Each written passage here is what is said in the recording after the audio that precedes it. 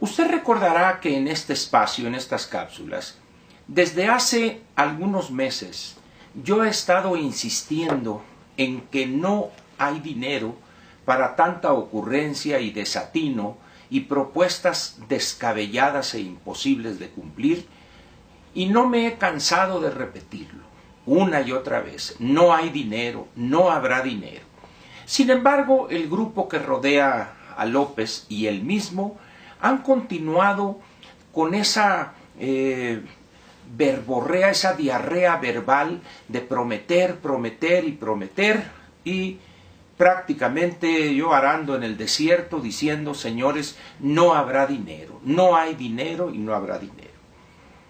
En las últimas 2 semanas, esto que he venido yo diciendo desde hace varios meses ha empezado a legitimarse, o al menos algunos de los integrantes de los eventuales funcionarios de López en su gabinete han tenido que salir a reconocer de una u otra manera, abierta o encubiertamente, que efectivamente no habrá dinero para todas sus ocurrencias.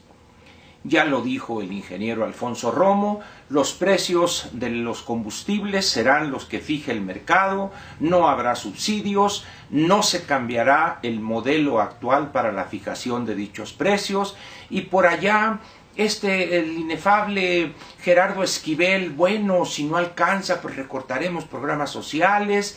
Y luego por allá el subsecretario Herrera, que no se le había visto por alguna parte, aparece diciendo que la edad para los viejitos, que antes era 65 años para que tuvieran derecho a una especie de beca o porque no es pensión, pero a una cantidad mensual, iba a ser 68 años ya en vez de los 65. Y que los ninis, bueno, pues quizá no, y que las 100 universidades públicas, pues posiblemente tampoco, etcétera. Lo que refleja única y exclusivamente que ya se han enfrentado a la realidad como consecuencia de las pláticas o de estas reuniones con funcionarios de la Secretaría de Hacienda. No soy de los que suele decir "se los dije", pero en esta ocasión y en este tema específico sí debo señalar que yo lo dije una y otra vez.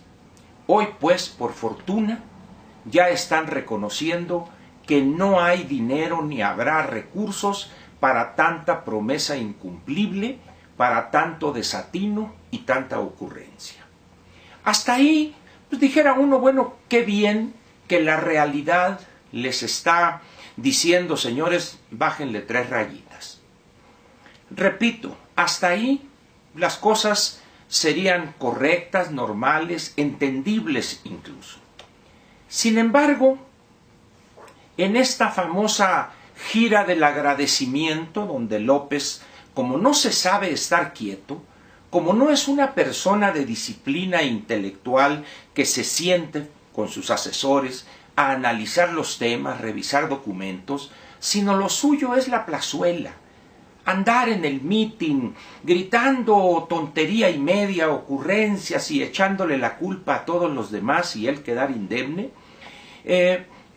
Yo no sé cómo va a gobernar, pero por lo pronto va a recorrer el país entero en esta supuesta gira del agradecimiento. Va a Tepic y ahí dice él que recibe un país en bancarrota, que no ha crecido en 30 años y que hay muertos por donde quiera, pero no obstante esa bancarrota en que recibe el país, y además dijo: si hay algún problema de tipo fiscal o alguna cosa así, será responsabilidad de Banco de México. Lo primero que debe señalarse de esta tontería gigantesca de López es lo siguiente: si hay una institución que ha contribuido a fortalecer la estabilidad económica, a apuntalar un manejo sano dentro de las limitaciones y debilidad de las finanzas públicas, es Banco de México. Se fue el doctor Carstens y llegó el doctor Alejandro Díaz de León con un manejo impecable de la política monetaria. Porque no olvidemos que el encargo constitucional único de Banco de México es mantener la estabilidad de precios. Esa es su función, no tiene otra. De tal manera que pedirle a Banco de México algo más, aparte de ser una estupidez, es imposible. Banco de México, pues, ha cumplido con sus recursos para buscar mantener la estabilidad de los precios. O dicho de otra manera, bajar, reducir, controlar la inflación como guste usted. Recordará que hace unos cuantos meses la inflación estaba cercana al 7%. Ahorita estamos un poco más del 4% y con miras a que en unos meses, 6, 8, 10 meses, regresemos a esa banda entre el 3 y algo por ciento o un poco menos del 4%. Dicho de otra manera, Banco de México está cumpliendo a cabalidad su encargo constitucional. De tal manera, pues, que quererse curar en salud ya diciendo si hay algún problema, etcétera, será de Banco de México, es en el mejor de los casos una exhibición de la ignorancia completa de López en materia de las funciones o de la función constitucional asignada a Banco de México, que es, repito, mantener a raya la inflación con los elementos que tiene, fundamentalmente la política monetaria, que es la que rige la cantidad de circulante en la economía y las tasas de interés. Bien, pero vayamos ahora a lo de país en bancarrota. ¿Por qué dice esto López? Porque al darse cuenta de que no habrá dinero para todas sus ocurrencias y promesas absurdas, por no llamarlas estúpidas, alguien tiene que ser el responsable. ¿Y quién? El país que no ha crecido en 30 años. Pero resulta que no obstante lo magro de ese crecimiento, lo mediocre incluso usted, si lo pudiéramos llamar así, o si usted quisiere calificarlo así, este país ha crecido en los últimos casi 30 años a un promedio anual del 2.1, 2.2%, dependiendo de la fecha base que usted tome. Dice usted, bueno, un país en bancarrota que ha crecido al menos los últimos 18, 20 años al 2.1, 2.2%, ¿le llama a un país en bancarrota? Con todas sus limitaciones que usted quiera, con toda su fobia que usted pudiera tener hacia el presidente Peña, hacia los secretarios, hacia este gobierno, el anterior y el anterior, para no irnos más atrás, es decir, estos últimos 18 años, 2 gobiernos panistas y un gobierno priista, al margen de esas preferencias, de esas simpatías de usted o mías, o al margen de esas antipatías de usted y mías, el país ha mantenido una estabilidad. No es la que yo en particular quisiere. Yo quisiera que creciéramos a tasas más elevadas. Sin embargo, una cosa es querer, una cosa es soñar o tener la ilusión, y otra cosa es la realidad de la estructura económica. Muy bien. López, pues, ¿qué hace? Ante la realidad que le dice, señor, estas son las cuentas, no hay dinero. Va a tener usted que decidir a quién le da, a quién le quita y cómo, pero él quiere darle a todos. ¿Por qué? Porque él finca su proyecto de gobierno, su gobernación, en quedar bien con todos. ¿Para qué? Él tiene, y lo hemos visto en este comportamiento de las bancadas, tanto en diputados como en senadores, que su objetivo es lograr la mayoría calificada, es decir, las 2/3 partes en cada cámara, para buscar reformar la Constitución, siguiendo exactamente el mismo camino que siguió Hugo Chávez. No estoy diciendo que lo va a lograr, lo que estoy señalando es que los indicios que tenemos frente a nosotros en estos 15, 16 días que tiene esta legislatura, la 64ª, ya estamos viendo por dónde va López. Y en ese momento, imagínense que él tuviera que reconocer que se equivocó en sus apreciaciones. Imposible, se le viene abajo todo su teatro. ¿A quién le echa la culpa? ¿Al gobierno que ya se va? Evidentemente, no voy a negarlo, un gobierno que ha caído en el desprestigio, por incapacidad, por corrupción, por lo que usted guste. causas que usted conoce mucho mejor que yo. Pero al final de cuentas, lo que estamos viendo es que una vez que López conoce la realidad, entonces el gobierno que lo ha hecho bien, que lo ha tratado bien, manito y acá, y dónde te pongo, Enrique, y mira, y vamos a Palacio, y platicamos, y nos echamos un cafecito, ahora resulta que le deja un país en bancarrota.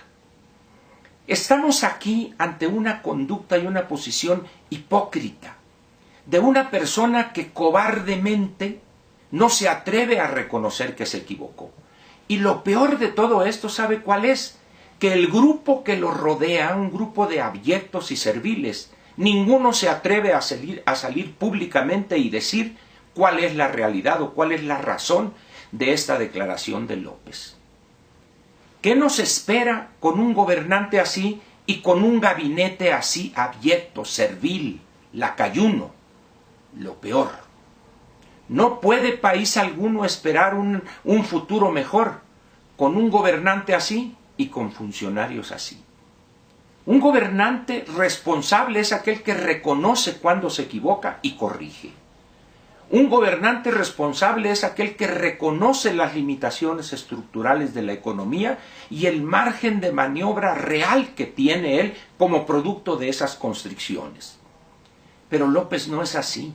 López es mesiánico. López cree que lo puede todo. ¿Lo vio usted ahora en este desempeño, en el diálogo con víctimas del crimen organizado y el crimen desorganizado? No sabía qué decir. Un hombre desencajado, allí y todo. ¿Por qué? Porque su ignorancia es completa. Y las personas que lo rodean en ese campo padecen del mismo mal. Son menoridios. Pero como no tiene cuadros calificados, ha escogido masquiña de por aquí, de por allá, de por allá. Y eso, repito, no prefigura un futuro positivo para el país en estos próximos 6 años. No se deje usted engañar por eso de que el país esté en bancarrota. No estoy diciendo que está en las mejores condiciones, lejos estoy de decirlo. Si usted ha seguido mis comentarios, tanto en Imagen como aquí, y mis columnas en Excelsior, usted sabrá que yo he sido crítico, pero feroz, del gobierno de Peña Nieto y del doctor Videgaray cuando fue secretario de Hacienda. Sin embargo, no puedo caer en esa irresponsabilidad de que el país está en bancarrota para darle la razón a un mesiánico, un individuo fuera de este mundo, fuera de la realidad, que no quiere reconocer que se equivocó. Ahí le dejo esta dosis de realidad y le pediría encarecidamente que no se deje engañar por eso. Si usted votó por López, ya está bien, es un derecho que usted ejerció, pero no puede negar con base en ese voto que usted va a cumplir o usted va a solapar todas esas tonterías que está planteando López. Hoy, a medida que se acerca el 1 de diciembre, la gravedad de sus planteamientos debe asustar, no sorprender, pero sí debe asustar. ¿Por qué? Porque el último bastión que tenemos para defender la estabilidad en este país es Banco de México. Y si este hombre le lanza la responsabilidad que no la tiene a Banco de México, las cosas, repito, no van a ir bien.